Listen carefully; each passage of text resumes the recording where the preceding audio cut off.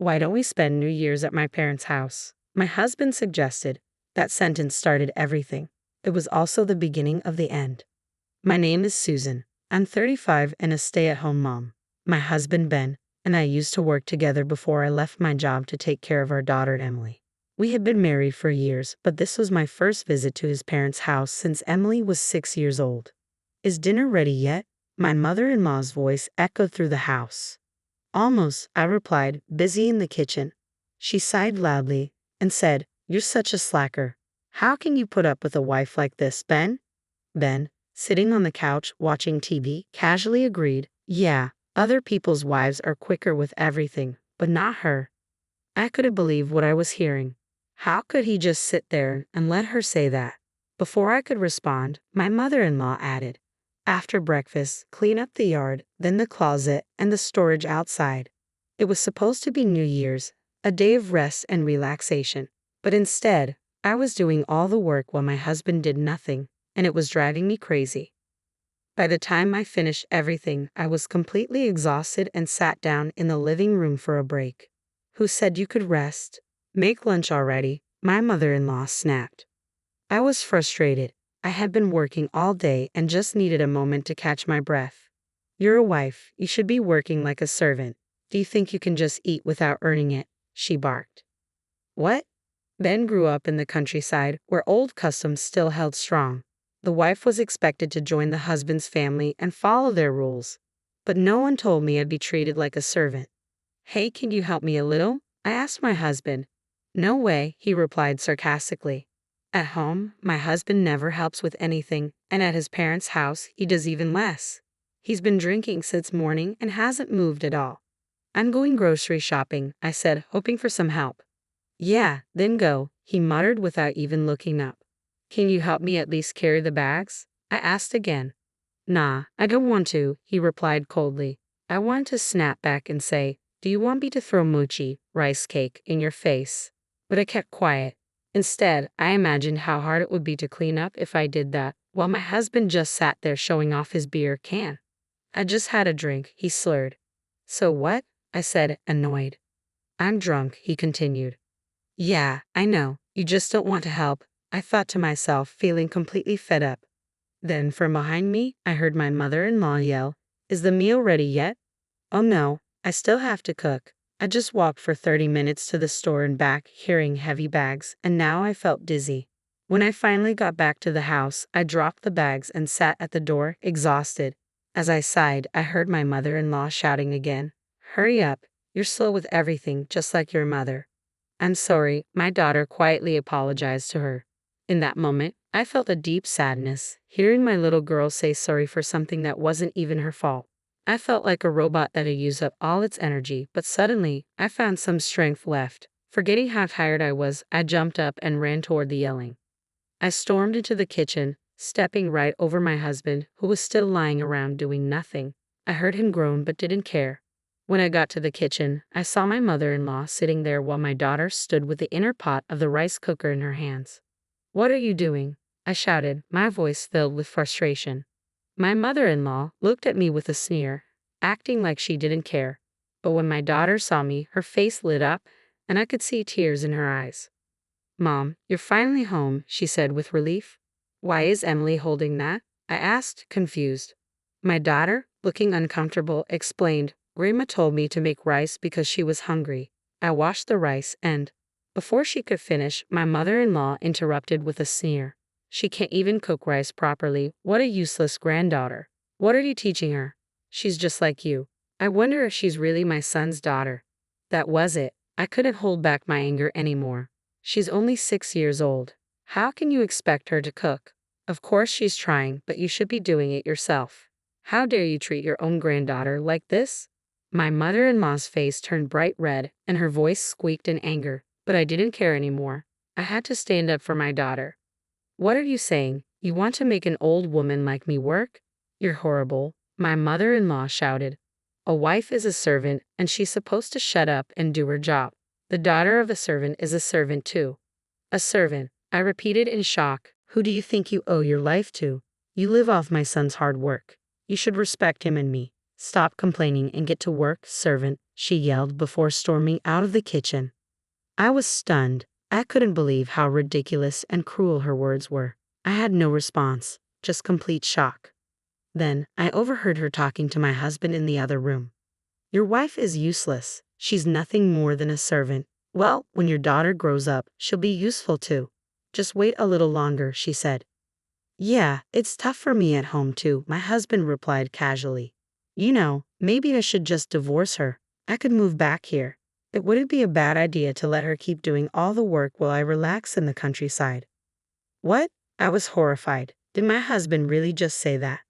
That's a great idea. My mother-in-law agreed, sounding delighted. I was out of my mind with anger. I clenched my fists, but suddenly felt a small, warm hand cover them. Mom, said a soft voice. It was my daughter. She looked up at me with worried eyes, and in that moment, I knew I had to be strong for her. I crouched down to meet my daughter's eyes and spoke to her gently. Hey, Emily, do you like Daddy? She hesitated. Of course, she couldn't give me an immediate answer. My husband hardly paid any attention to her as she grew up. When he came home from work, he didn't talk to her. He just sat on the couch, watched TV, or played on his phone. On weekends, he went out drinking and came home late. After COVID, he started drinking a lot at home too, and being hungover became a normal thing for him. On holidays, he either stayed at home doing nothing or went out with friends. We barely ever went out as a family. I couldn't even remember the last time we did. This trip to his parents' house was the first one we'd taken together in years. He didn't even know which class Emily was in at kindergarten, or what she liked or disliked. He didn't care about what she wanted to be in the future. I doubt he even realized she'd be starting elementary school next year. Of course, she couldn't say she loved him. How could she? I asked her again, do you like your grandmother? This time, her answer came quickly, no. I smiled to myself. That wasn't surprising, given how my mother-in-law yelled at her. But then Emily said something that caught me off guard. Because she bullies you, Mom. It's New Year's, and you haven't had a moment to relax. She's always telling you to do things. Grandma is so cruel. Wow, I hadn't realized how much my daughter had noticed. Kids really do see everything. Still smiling, I asked her the important question, Emily, do you want to live with your grandmother?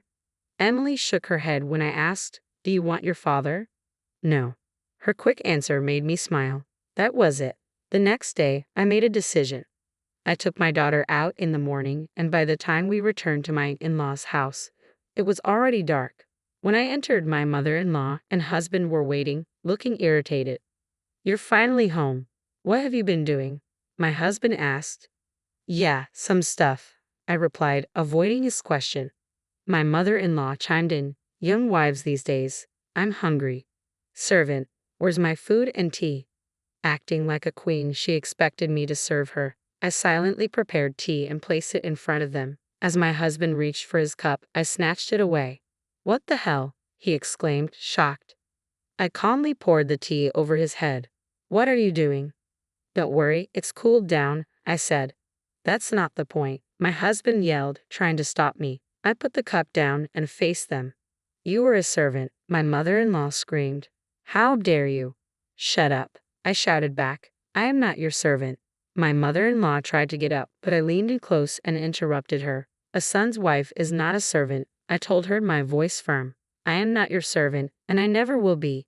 She was speechless, stunned by my words. I moved my face even closer to hers, just inches apart.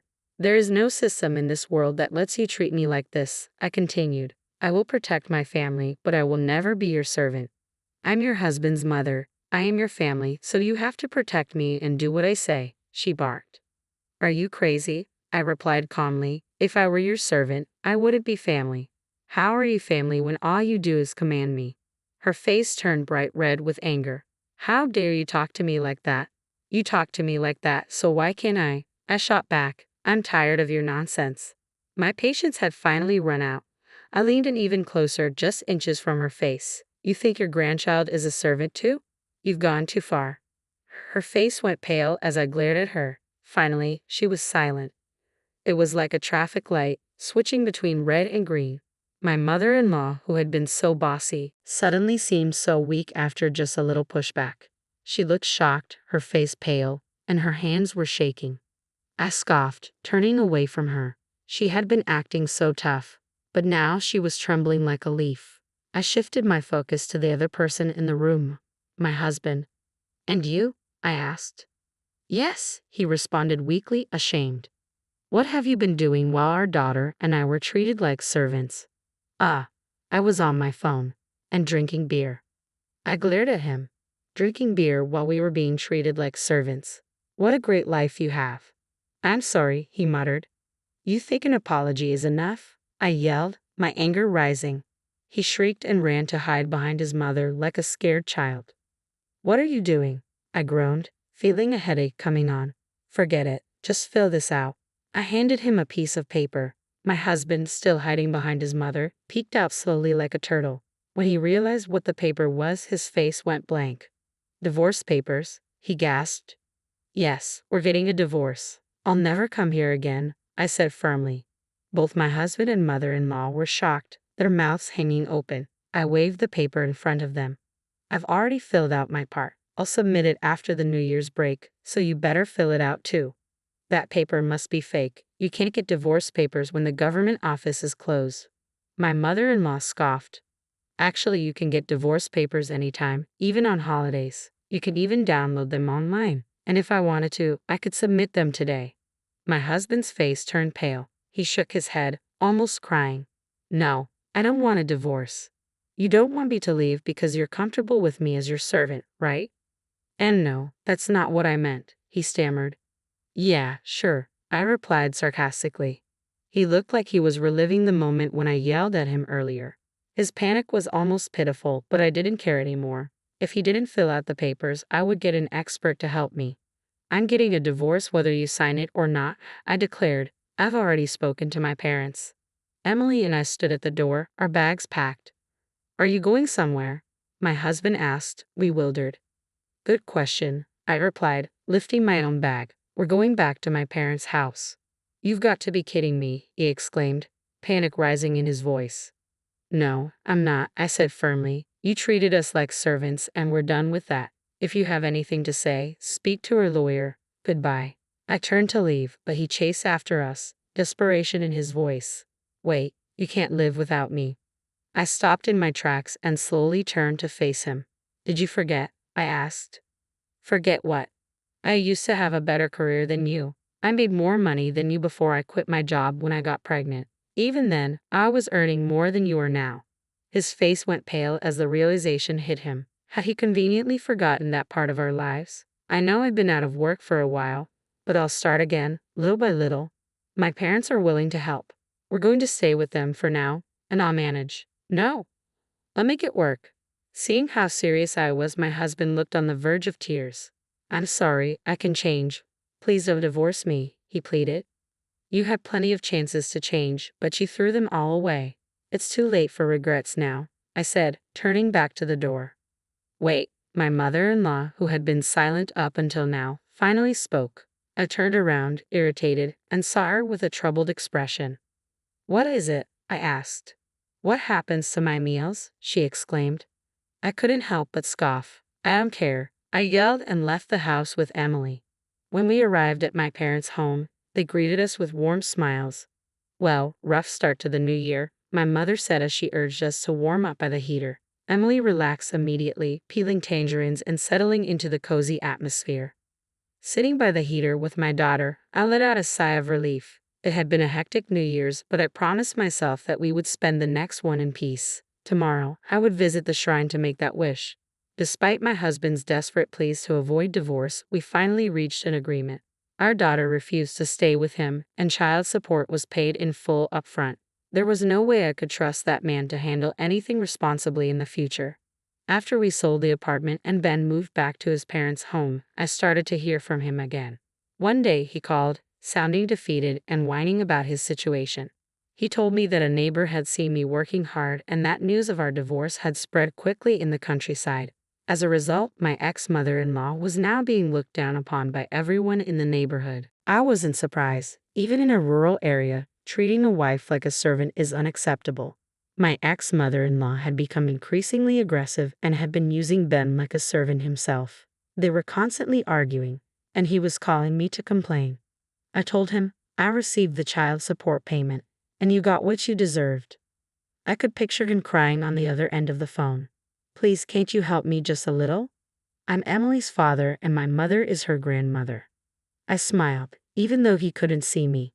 I just had a drink, I said, pretending to be drunk. Why would it help?